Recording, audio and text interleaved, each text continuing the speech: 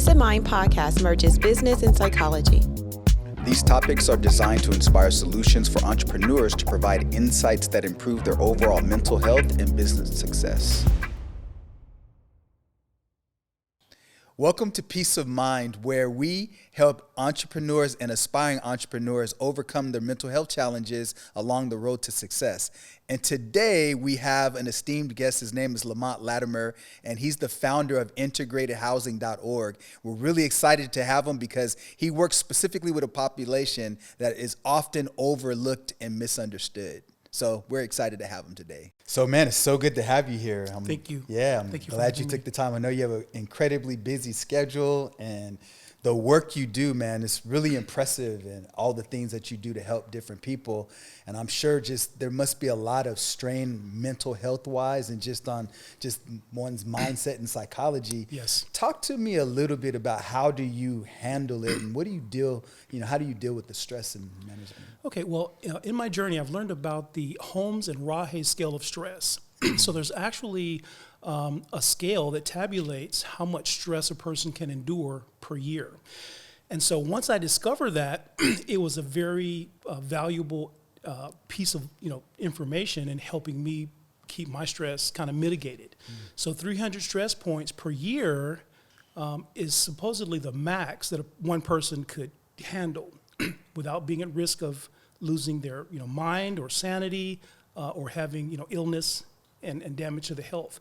So yeah, that's been a big important factor, as well as keeping close family ties to help mitigate some of the stress. Got it. So is it a test that you take like regularly? Is it like, how do you measure that? Right. Okay. So it's measured by there's a number assigned to each item of stress. Okay. So for example, if you have a car accident, that might be 50 stress points. If you get fired from your job, that might be 75 stress points. Losing a loved one might be 100 stress points. So whatever that tallies up to in a year, you don't want to go over 300. Got it. So you might need some vacation time, might need some rest time, some meditation time to pull yourself away from the fast track of life. That's interesting. Yeah. Wow. So if somebody wanted to go and find that type of resource to really know, because I've been in the mental health space. My wife has done that. Never even heard of that, right? Yes. So, yeah, it's an easy Google search. Okay. It's called Holmes and Rahe. They did that in 1969 and 1970. I think there were two psychologists, and it's pretty amazing. It's actually a chart. There's actually an Institute of Stress. You can look that up as well, and it'll have the chart with each item, and it'll give you, the number representation for stress. that's so crazy, because in the work that I do, 2 out of 3 people either have a heart attack, stroke, cancer, high blood pressure, diabetes, and these are all stress-related illnesses, Exactly. right? And so sometimes people really underestimate stress, because oftentimes when the event is gone, the body still feels the aftermath of that, with Absolutely. cortisol going through their bodies and things like that. And I think you're right. I think you really hit on something, which is the fact that we don't do enough, one, to manage our stress, and we don't do enough really to prevent stress from happening. So Exactly. it sounds like you've been really well in tuned of how to handle it and how to just prevent it overall. So. Yeah, I feel good about it. That helps me mitigate the stress. Yeah, laughter is good too. Yeah, Laugh absolutely. You do a lot of laughing, man. I Sometimes you seem a lot serious. You seem pretty serious, but I know you, man. Like, you're one of those guys. So Yeah, no, I laugh a lot. I just try not to laugh, too much. okay, I hear you. Well, to a more difficult topic, man. I would say just hearing a little bit about your story.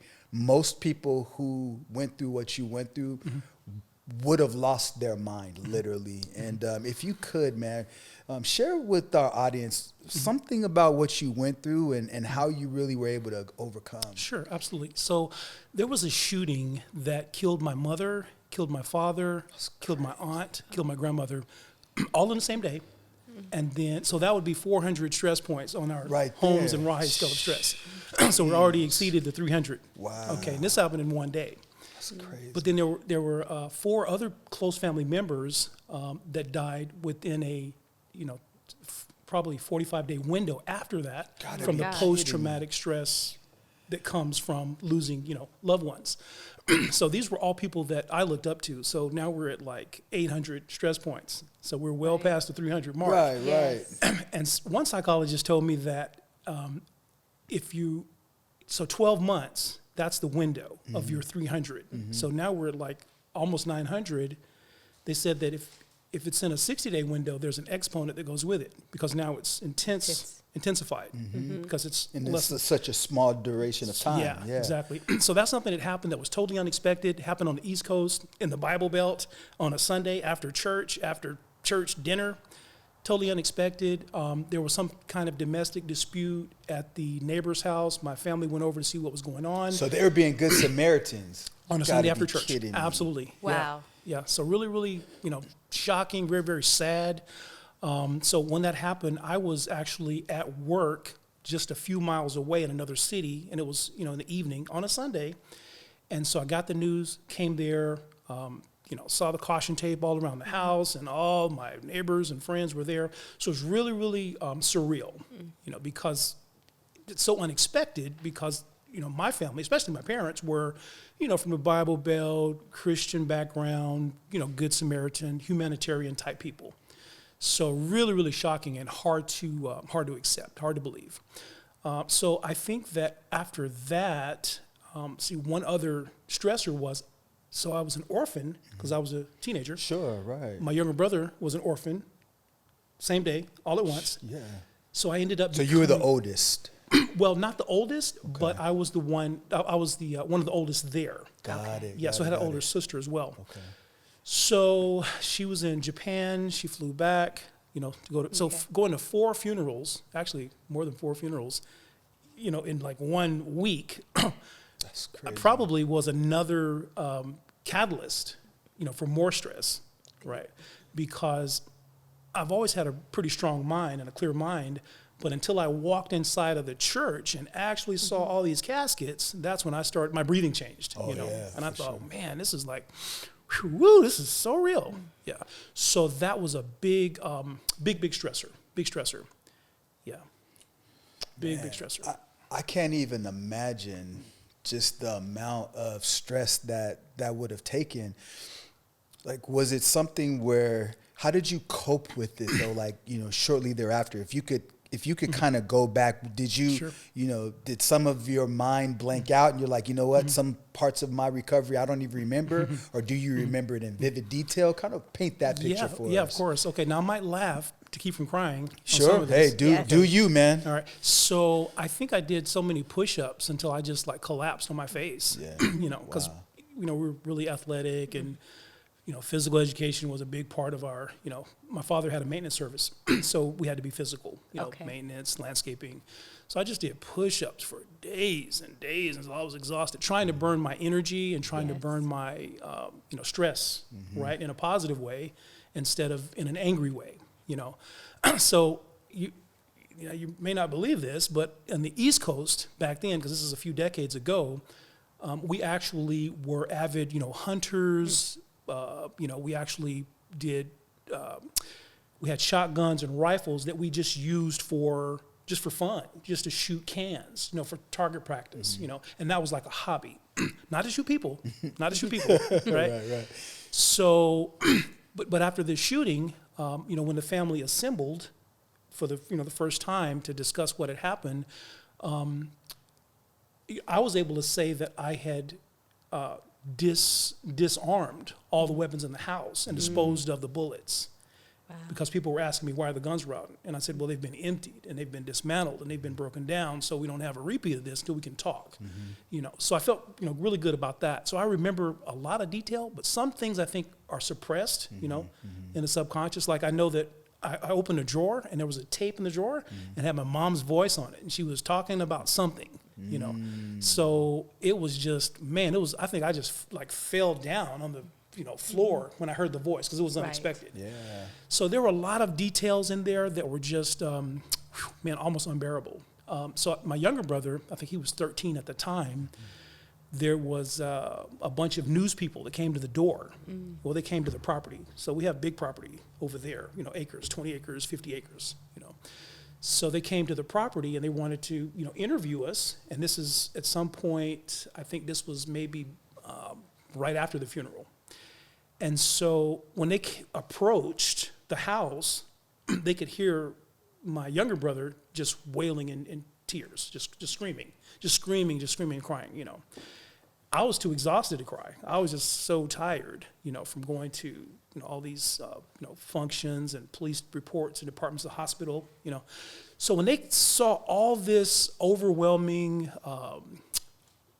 stress and depression, they had their cameras and Trauma their rigs, and all trauma. of that, Yeah, they had all the rigs set up and mounted and their microphones, and they were coming over marching with their suitcases. And when they heard all this and saw it, they just like dropped their stuff.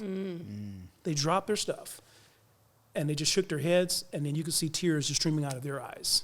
The emotions got to them. And they just took their equipment, went back in their vans and said, it's okay. Just in a whisper, you know. They didn't make it past the front door. Just, it's okay, it's okay. Sorry, it's okay. So it was really, really traumatic. Really, really traumatic. Yeah. Man, that's crazy. Yeah. So with the work that you're doing now, you know, tell us a little bit about the work that you're doing and how you are able to make an impact. Sure. Okay, so what we do is provide housing for people that are at risk of losing their home or their livable space.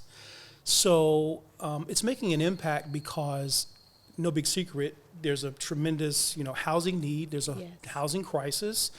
And what we've discovered, you know, through some research is that there's actually a mental health crisis that comes first.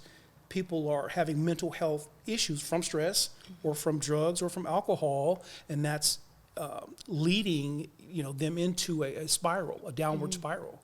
So they can't manage a monthly payment. You know, they're trying to buy. They say that your drug drive is 10 times stronger than hunger pains. So they're trying to get the wrong thing, you know, and so that's leading to a bigger housing issue. So we're housing people that are able to pay for at least a minimal amount for a room, to rent a room, or to rent. We have sometimes houses that we can rent, maybe a back house, or we can rent an emergency space for people. And so they can pay one set amount, maybe $600 to $700 per month, and they can use that space, and they don't have to pay a deposit.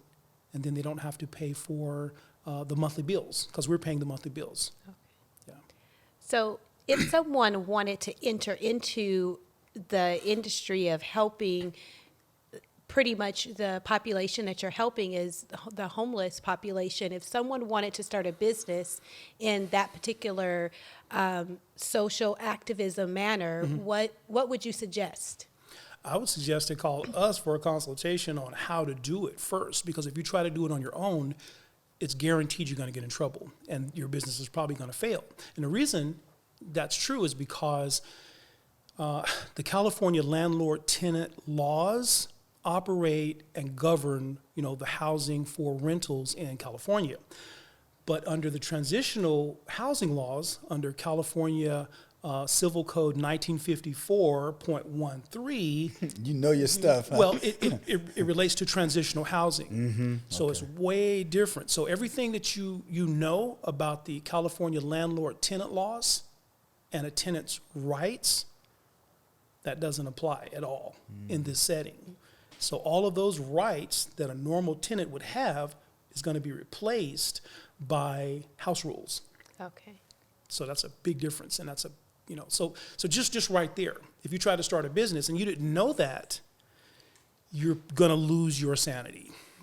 And how did you end up, you know, listening to the tragedy that took place within your early childhood, and you obtaining your business that you are doing now? How did all of that connect together, and how did you end up going in that direction? Right.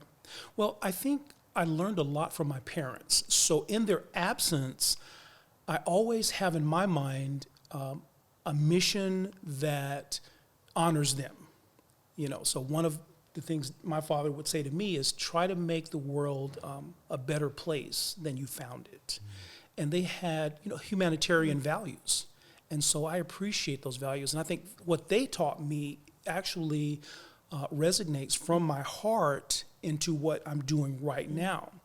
So I have a team, we have a staff, we have an office, we have 10 brick and mortar locations. We're housing close to 60 something people, including their emotional support animals, right? Got to include those, right? So yeah, I think that's kind of how, dedicating the mission to values that I've learned from my parents. Around what age were you when the tragedy took place? When the tragedy happened, I was 19. 18 and a half. Yeah, 18 and a half. So pretty much still in your formative years. Yes, absolutely, yeah. Man, it's crazy. Just listening to all this is really heavy. And the fact that you're able to just bounce back and just have such a joy for life, your son and, teaching him how to play chess at 5 years old and where he now teaches other people. Yes. And so, I know a little bit about that. But in terms of business, okay, 4 out of 5 businesses fail in the first 5 years. Absolutely. And then after that percentage of people that get through, 80% of those businesses fail in the next 5 years. And so you've been around since 2014. So what has been the secret of your success to get through that first 5-year threshold? Napoleon Hill, 16 Laws of Success. Yes, love that book. It's a thick one. It's a thick one. It is a thick one, yeah.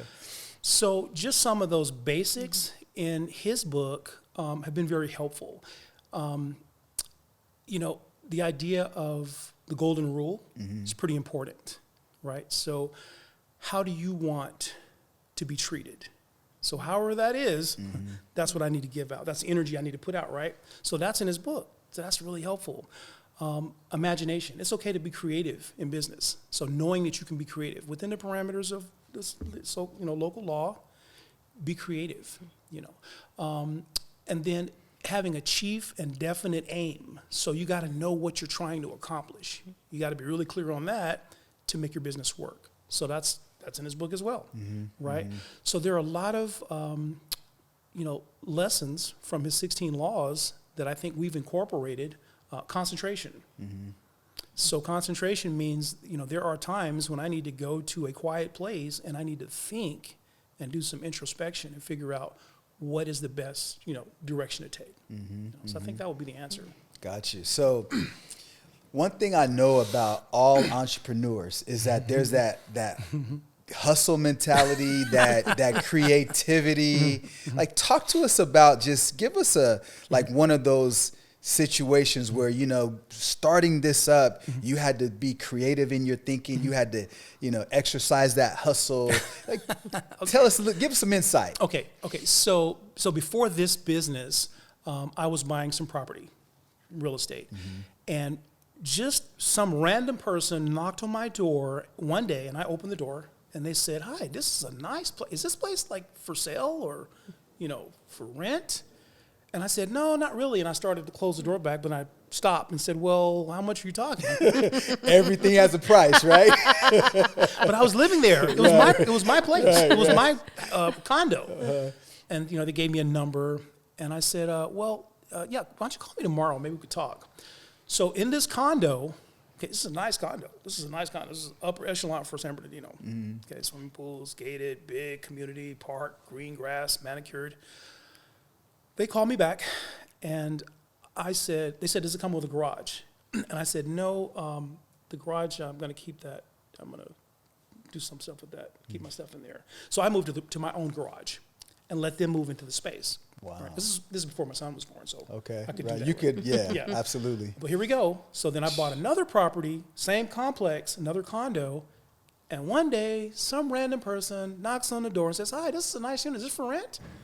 I was like, yeah, how much you talking? So I moved into the garage of that property and let them, use the space. So you see where we're going, right? Absolutely. Yeah. So that happened like 10 times. And before you know it, there were 10 properties that were occupied. Now, this was under the, California landlord-tenant law. Yeah. So later I found out it would be a lot better to do it if you do it under the California Civil Code, the 1954.13, transitional housing. And so, does that answer the hustle question? Well, yeah, I mean that's creative, that's for sure. So did that have any connection to you, finding housing and because you talked about the fact you have 10 different properties, right? Because Yes. real estate's been a part of your journey and from Right. as being an entrepreneur. So Yes. in what way did that help inform you, or did it at all? Well, I think it did because I'm seeing the need for housing. And this is more specific to California because I'm from the East Coast, so Yeah. we don't have the same housing crisis there, But yes, seeing how much people needed housing and how hard it was for them to get, a good place to live. So it's very expensive here in California.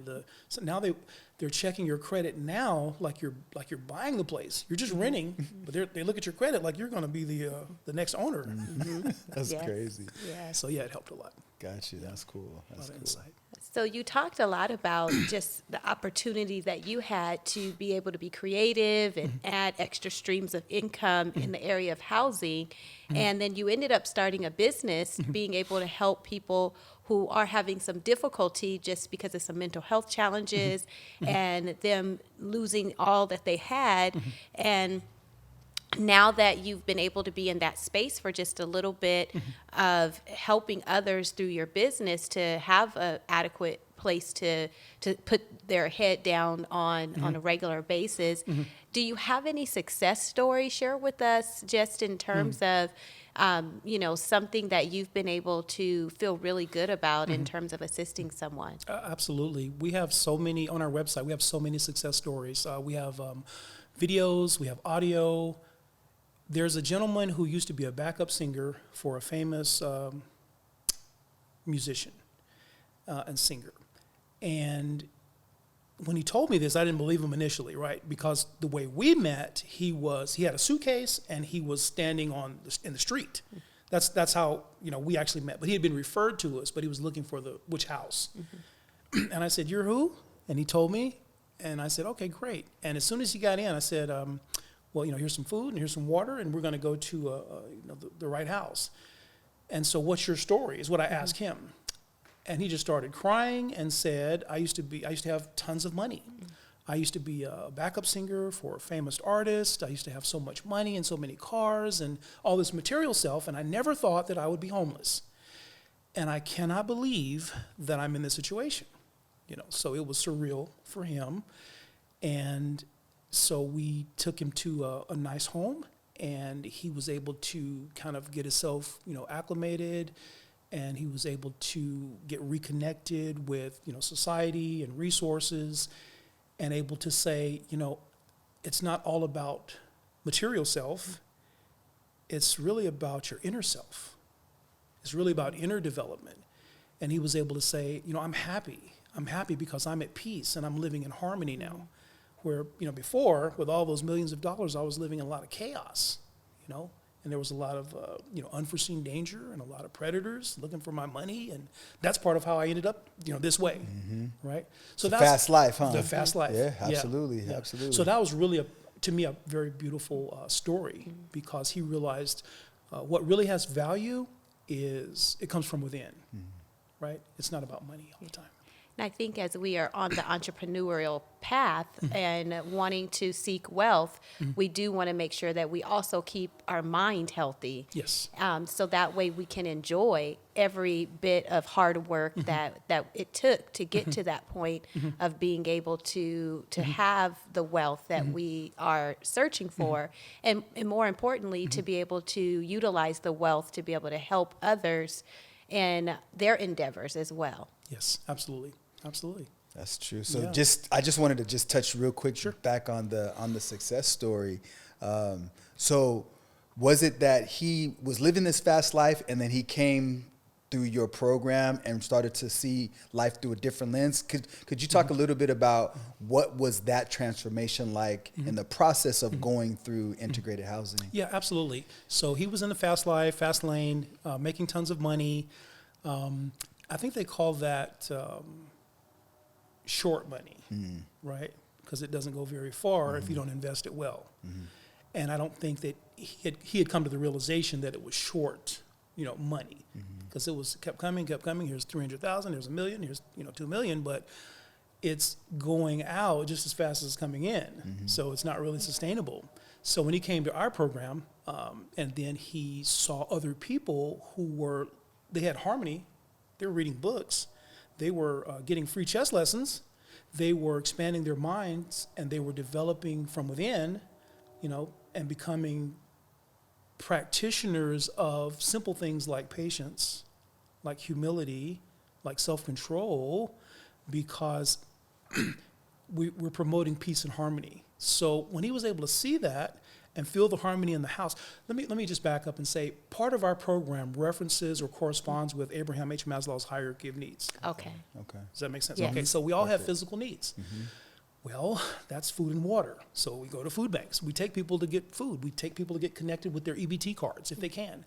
So that's the base of the pyramid for Abraham H. Maslow, physical needs. So then the next need is going to be the safety need. So you can't sleep in a war zone, or you can't sleep in a battlefield, a cemetery. You need a house. You need a house with a lockable door that you can go to and grow up, create memories, right? Your documentary, 7 a.m., talked about that with Dr. Claude Anderson. One of the things he said was, we used to have neighborhoods, and now the neighbors are gone, and now we're just left with the hood. Yes. Right? So we want to have a neighborhood where we can create memories and we can have something sustainable. So he was able to see those needs, getting fulfilled in other people. So physical safety and the social need. You're part of the foundation now. You're a program participant. We want to help you link with resources in the community. I love that. And so by him seeing all of those needs getting met, it created a transformation for him. Absolutely. And one of the things that I've always talked about, I talk about this a lot, is that oftentimes people can talk, right? And they can teach and they can give information, but just observation and being able to see the fruit of what's happening on someone else, that speaks volumes. And so the work that you do, man, it's so important. As many people may not know, is in California, homelessness is at an epidemic. My father has a homeless ministry, and one of the reasons why is because it's so warm. And so during there's no snowy winters here. And so because of that, sometimes the homeless they end up being pushed here, and they become othered. And for you to really be able to see that they're people and that they have stories and that they have a real need to live, and to not only live and survive, but to thrive. I'm really excited about the work that you're doing. So there's other people who may have a family member or may have a loved one or may just see somebody randomly on the street in the California area. How can people reach you? How can they reach out to you? They can go to our website, which is integratedhousing.org. They can call the 855-899-7666 number. Call us. They're going to probably get me. We'll do an interview. You still take calls, man? I take calls all the time. All right. Well, and that's part of it. That's part of the program, is to show that you're approachable, show that you're humble. And I've been there. I've lived in my garage before. We just talked about that. Yes. Sure. Right? Absolutely. So I know what it's like to be homeless.